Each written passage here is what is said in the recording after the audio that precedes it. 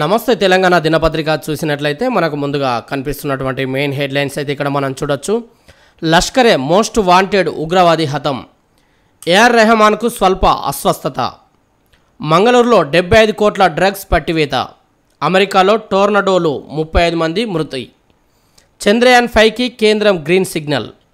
ఇవి ఈరోజు నమస్తే తెలంగాణ దినపత్రికలో వచ్చినటువంటి మెయిన్ హెడ్లైన్స్గా మనమైతే చెప్పుకోవచ్చు. అదేవిధంగా మరో 2 రోజుల్లో భూమి మీదకు తిరిగి రానున్న సునీత విలియమ్స్, ఐఎస్ఎస్లోకి కొత్త వ్యోమగాముల అడుగులు, 9 నెలలుగా వాయిదా పడుతూ వస్తున్న నాసా వ్యోమగాములు సునీత విలియమ్స్, విల్మోర్లు భూమికి తిరిగి వచ్చే ప్రయాణం ఖరారైంది. ISS SpaceX Dragon spacecraft అనుసంధానం విజయవంతం కావడంతో వారి రాకకు మార్గం సుగమమైంది. నీళ్లన్నీ దోచేశాక టెలిమెట్రీలా, ఏపీ జలదోపిడిని ఆపలేక చేతులెత్తేసిన సర్కార్, నష్టం జరిగాక టెలిమెట్రీ ఏర్పాటుపై ప్రగల్భాలు, శ్రీశైలం నాగార్జున సాగర్ రిజర్వాయర్లన్నీ ఖాళీ అయ్యే వరకు నిర్లక్ష్యంగా వ్యవహరించిన రేవంత్ సర్కార్ టెలిమెట్రీల ఏర్పాటుపై ఇప్పుడు హడావిడి చేస్తున్నది. నీటిని ఒడిసిపట్టే చర్యలపై దృష్టి పెట్టకుండా నష్టం జరిగాక ప్రకటనలు చేస్తుండడంపై విమర్శలు వస్తున్నాయి. మరో హెడ్లైన్ చూడొచ్చు. బలూచ్లో మరో దాడి, పాక్ సైనిక కాన్వాయ్పై లిబరేషన్ ఆర్మీ దాడి, 90 మంది వరకు మరణించారంటూ ప్రకటన.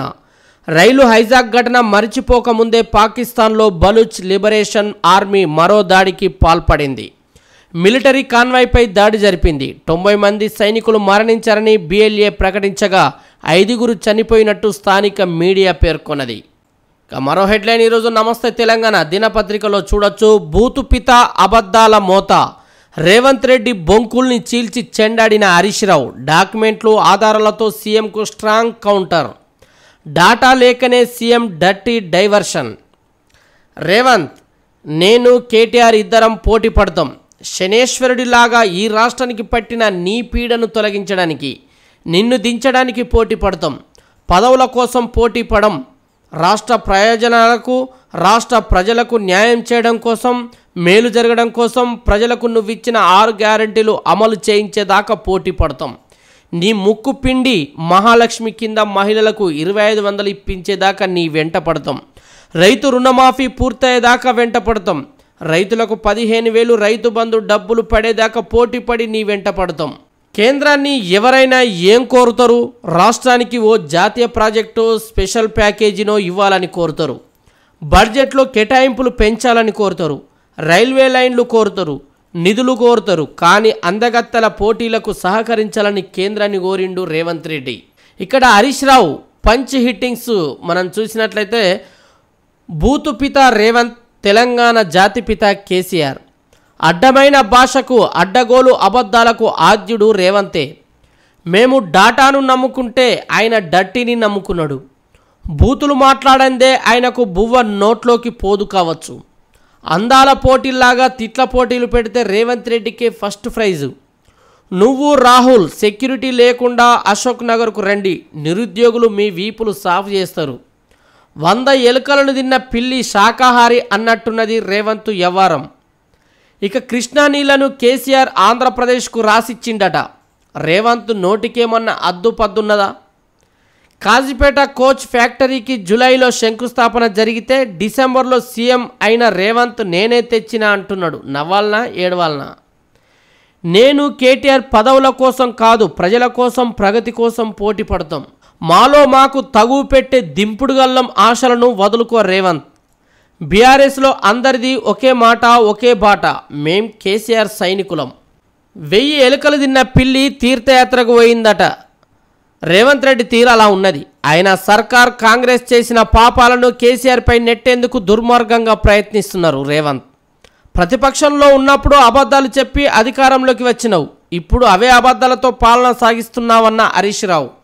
కాంగ్రెస్ ముసుగులో ఉన్న బీజేపీ మనిషి రేవంత్ రెడ్డి. ఆయన అబద్ధాలకు జీఎస్టీ వేస్తే ఖజానా అంతా అటే. బూతుల పోటీ అంటూ పెడితే రేవంత్కే ఫస్ట్ ప్రైజు. కృష్ణా నీళ్లపై అసెంబ్లీలో సీఎం దుర్మార్గపు ప్రచారం. రాయలసీమ లిఫ్ట్పై కొట్లాడి స్టే తెచ్చిందే బీఆర్ఎస్. చంద్రబాబు ఇంట్లో చేపల పులుసు తిన్న ఉత్తమ్ కృష్ణా నీళ్లు తీసుకుపోతుంటే చేతులు కట్టుకున్నాడు. మన నీళ్లు కొట్టేసిన ఆదిత్యనాథ్ సీఎం సలహాదారు. ఇక 1,50,000 కోట్ల అప్పుతో నువ్వు కట్టిన ప్రాజెక్ట్ ఏంది? రాష్ట్ర అప్పులపై నువ్వు చెప్తున్నది కరెక్టా? నీ సర్కార్ అసెంబ్లీలో పెట్టిన శ్వేతపత్రంలో చెప్పింది కరెక్టా? మహానేత చావు కోరుకుంటావా? మనిషివేనా? కేసీఆర్కు బేషరతుగా క్షమాపణ చెప్పు రేవంత్. నాటి కాంగ్రెస్ పాపమే నేడు తెలంగాణకు శాపం. ప్రభుత్వ నేరపూరిత నిర్లక్ష్యంతోనే సాగు సంక్షోభం. సీఎంపై నిప్పులు చెరిగిన మాజీ మంత్రి హరీష్ రావు. శాసనసభను అబద్ధాలకు వేదికగా మార్చి వాటికి బ్రాండ్ అంబాసిడర్గా రేవంత్ నిలిచారని మాజీ మంత్రి హరీష్ రావు మండిపడ్డారు. కేసీఆర్ తెలంగాణ జాతిపితగా పేరు తెచ్చుకుంటే సీఎం రేవంత్ రెడ్డి బూతుపితగా పేరు తెచ్చుకున్నారని దెప్పిపొడిచారు. అసెంబ్లీ వేదికగా రేవంత్ వాడిన భాష బూత్ సినిమాకు స్క్రిప్ట్గా ఉన్నదని దుయ్యబట్టారు. ఆదివారం తెలంగాణ భవన్లో ఎమ్మెల్యేలు ముఠా గోపాల్, కాలేరు వెంకటేష్, లక్ష్మారెడ్డి, చింత ప్రభాకర్, మాజీ ఎమ్మెల్యేలు పట్నం నరేందర్ రెడ్డి, అంజయ్య యాదవ్, కుర్ర సత్యనారాయణ, కార్పొరేషన్ మాజీ చైర్మన్ దేవి ప్రసాద్తో కలిసి హరీష్ రావు మీడియాతో మాట్లాడారు. ఉచితాలు ఇస్తారు, జీతాలు ఇయ్యలేరా? నాడు హామీలు నేడు బెదిరింపుల? కాంగ్రెస్ సర్కార్ తీరుపై ఉద్యోగుల మండిపాటు. ప్రభుత్వ ఉద్యోగులను ఇంత మోసం చేస్తారా? హామీలు ఇచ్చినప్పుడు రాష్ట్ర ఆర్థిక స్థితి తెలియదా? అధికారం చేపట్టాక మోసం చేద్దామనుకున్నారా? కాంగ్రెస్ సర్కార్ తీరుపై ఉద్యోగుల మండిపాటు. చేతగాకపోతే దిగిపోండి అంటూ హెచ్చరికలు.